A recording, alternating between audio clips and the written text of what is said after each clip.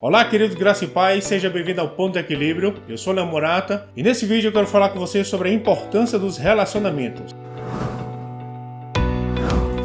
Em Gênesis capítulo 1, é narrado as primeiras instruções que o homem ouve de Deus logo após ter sido criado. E no versículo 27 diz assim: Criou Deus, pois, o homem à sua imagem. A imagem de Deus o criou, homem e mulher os criou. E Deus os abençoou e lhes disse: Sede fecundos, multiplicai-vos, enchei a terra e sujeitai-a. Dominai sobre os peixes do mar, sobre as aves do céu e sobre todo animal que rasteja pela terra. Preste atenção nessas instruções. Sede fecundos, multiplicai-vos, enchei a terra. Deus criou o homem para ele ser um ser coletivo. Todos nós somos membros de alguma coisa. Nós somos membros de uma família, membros de uma igreja, membros de uma sociedade, membros do corpo de Cristo, porque Deus criou o homem para a coletividade. O convívio com pessoas é algo tão importante que você não vai conseguir amadurecer sozinho, trancado num quarto, lendo a Bíblia e orando. Você precisa de pessoas. Você também não vai conseguir cumprir o plano de Deus para você sozinho, até porque a finalidade do plano que Deus tem para você sempre será alcançar pessoas.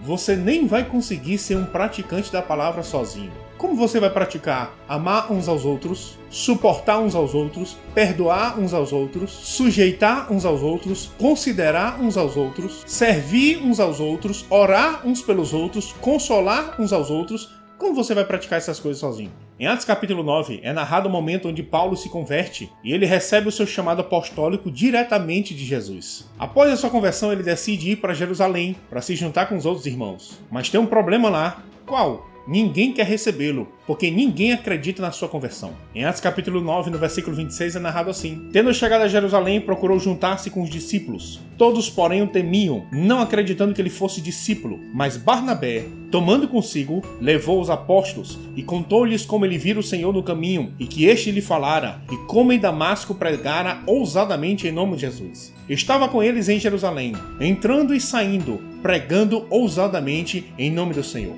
Paulo se converte, recebe um chamado apostólico diretamente do Senhor e ele quer se juntar com os irmãos em Jerusalém. Mas ninguém acredita na sua conversão e ninguém quer recebê-lo. Barnabé, um crente de Jerusalém, vai usar o seu prestígio para introduzir Paulo dentro da igreja de Jerusalém. Logo após Barnabé usar o seu prestígio para introduzir Paulo dentro de Jerusalém, o texto diz que agora Paulo estava entrando e saindo e pregando livremente em Jerusalém. Para Paulo ter acesso livre em Jerusalém, não faltava unção na vida dele. Não faltava dom, não faltava talento. O que faltava? Faltava uma pessoa que o introduzisse. Deus quer criar conexões de pessoas com você, onde essas pessoas podem te colocar, onde o teu dinheiro não pode te colocar, onde a tua inteligência não pode te colocar, onde a tua força não pode te colocar. Não faltava unção na vida de Paulo, não faltava dom, não faltava talento, faltava uma pessoa que o introduzisse em Jerusalém. Em Gênesis, quando é narrada a criação, você vai encontrar as seguintes expressões: e viu Deus que era bom,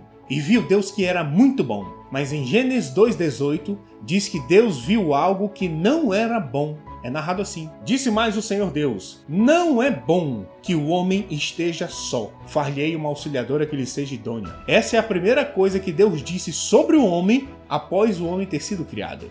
Não é bom que o homem esteja só. Agora é muito importante você entender que Deus não está falando apenas de sexo e casamento. Deus está falando sobre o homem ser sozinho. Não é bom que ele fique sozinho. Por quê? Porque Deus criou o homem para a coletividade. Você vai encontrar várias instruções na Bíblia sobre isso. Eclesiastes capítulo 4, no versículo 9, diz que é melhor serem dois do que um. Em Marcos capítulo 6, é narrado o momento onde Jesus está chamando os 12 discípulos. E no versículo 7 diz assim: Chamou Jesus os 12 e passou a enviá-los de 2 a 2, dando-lhes autoridade sobre os espíritos imundos. Então Jesus separou 12 homens para ser os seus discípulos. E agora Jesus vai enviar esses 12 homens. Como Jesus envia? De 2 em 2. Jesus só tem 12 à sua disposição. Se ele enviasse de 1 em 1, ele poderia abranger 12 lugares diferentes. Mas Jesus prefere abranger apenas a metade, 6 lugares, mas não ter que enviar os discípulos sozinhos. Em Lucas capítulo 10, agora Jesus tem mais 70 discípulos à sua disposição. E ele vai enviá-los. E ele vai fazer do mesmo jeito. Ao invés dele enviar os 70 de 1 em 1, ele vai enviar os 70 de 2 em 2. porque Jesus sempre acreditou que é melhor serem dois do que um. E você vai perceber que os discípulos aprenderam essa forma de trabalhar com Jesus. Em Atos capítulo 13, é narrada a primeira viagem missionária. É a primeira vez que o evangelho está saindo de Israel. E naquela viagem missionária está indo Paulo,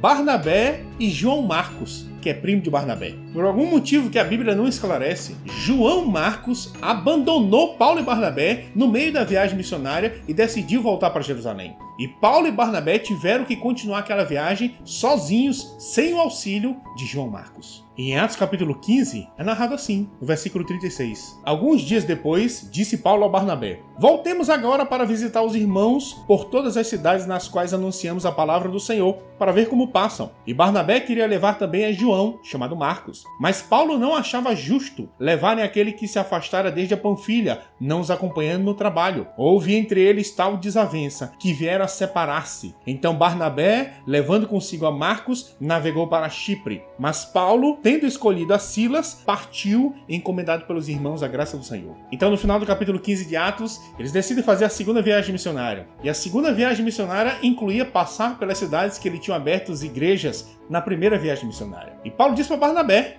vamos agora voltar lá naquelas cidades que a gente abriu obras para ver como os irmãos estão passando. E Barnabé disse: demorou, bora lá. Só que Barnabé queria levar o seu primo, João Marcos. E Paulo não concordava levar João Marcos, porque João Marcos já tinha abandonado eles. A Bíblia diz que houve tal desavença entre eles que Paulo e Barnabé, a dupla dinâmica, se separaram. Cada um foi para o seu lado. Mas o que cada um deles fizeram? Barnabé pega o seu novo companheiro, João Marcos, e vai para Chipre. E Paulo procura um novo companheiro, Silas, e vai para a segunda viagem missionária. Perceba que mesmo eles tendo se separado, cada um vai arrumar um novo companheiro. Jesus sempre ensinou a importância de não trabalhar sozinho.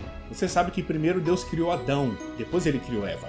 E quando Deus tinha criado Adão, Deus já se relacionava com Adão. Adão e Deus já tinham comunhão, já tinham um relacionamento. Mas existia um tipo de relacionamento que Deus não poderia dar para Adão. Por isso ele criou Eva. Eva pôde dar um tipo de relacionamento para Adão que Deus não poderia. Tudo que você precisa para viver o plano que Deus tem para você, você vai receber de Deus. Mas muitas coisas dessas que você vai receber de Deus, você vai receber através de pessoas. E é por isso que você precisa aprender a receber de Deus através de pessoas. Em 2 Coríntios capítulo 7, Paulo narra assim a partir do versículo 5. Porque chegando nós a Macedônia, nenhum alívio tivemos. Pelo contrário, em tudo fomos atribulados. Lutas por fora, temores por dentro. Porém, Deus que conforta os abatidos, nos consolou com a chegada de Tito. Porém, Deus que consola os abatidos. Quem é que consola? Deus. Como ele consolou Paulo? Com a chegada de um anjo? Com a chegada de uma carruagem de fogo? Uma bola de luz vindo do céu? Não. Como ele consolou? Com Tito. Quem é Tito? Tito é uma pessoa. Deus que consola os abatidos, consolou através de Tito. Em 2 Timóteo capítulo 1, no versículo 15, Paulo fala assim: estais cientes de que todos os da Ásia me abandonaram. Dentre eles cito Fígelo e Hermógenes. Conceda o Senhor misericórdia à casa de Onesíforo, porque muitas vezes me deu ânimo e nunca se envergonhou das minhas algemas. Antes, tendo ele chegado a Roma, me procurou solicitamente até me encontrar. O Senhor lhe conceda naquele dia achar misericórdia da parte do Senhor. E tu sabes melhor do que eu quantos serviços me prestou ele em Éfeso. Onesíforo. Já tinha ouvido falar nesse nome? Pois é, tá aí. Onesíforo. Agora, por que o nome desse cara tá na Bíblia? Me mostra aí os milagres que Onesíforo fez. Não tem. As curas que Onesíforo operou? Não tem. As profecias que Onesíforo deu? Não tem. Mas por que o nome dele está eternizado na palavra de Deus? Porque quando ele chegou em Roma, ele me procurou solicitamente até me encontrar. Para quê? Só para animar Paulo. Então Paulo está preso em Roma, injustamente por pregar o evangelho e obedecer a Deus. Deus consola os abatidos? Sim. Deus dá ânimo para o cansado? Sim. Como ele fez? Através de Onesíforo. Onesíforo saiu de Éfeso, foi até Roma, mais de 1000 quilômetros de viagem, sem avião e carro. E quando ele chega em Roma, ele procura Paulo por toda a cidade até encontrar. E o próprio Paulo diz, muitas vezes ele me deu ânimo. Todos nós precisamos de relacionamentos para crescer e avançar no plano de Deus. Davi e Jonatas criaram um grande relacionamento de amizade. Em 2 Samuel capítulo 9, Jonatas já tinha morrido e Davi é o rei de Israel. E Davi pergunta, resta ainda alguém da casa de Saul para que eu use de bondade por amor a Jonatas? E nesse momento Davi descobre que ainda tem um filho de Jonatas, Mefibosete. Onde é que ele está? Ele está escondido lá em Lodebar. Davi manda trazer Mefibosete. O versículo 6 narra o momento onde Mefibosete chega diante de Davi.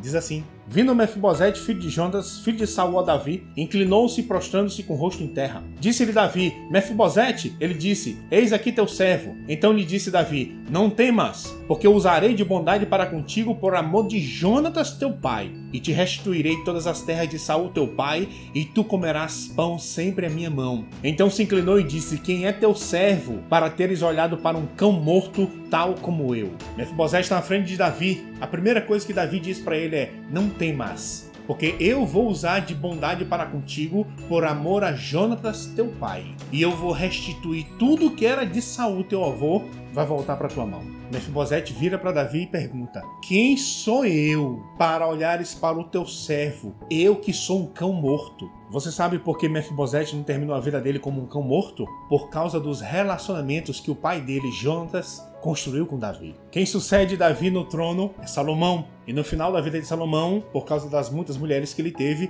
ele desviou seu coração do Senhor. E em 1 Reis capítulo 11, no versículo 9, Deus diz assim para Salomão: pelo que o Senhor se indignou contra Salomão, pois desviaram o seu coração do Senhor, Deus de Israel, que 2 vezes lhe aparecera. E acerca disso lhe tinha ordenado que não seguisse a outros deuses.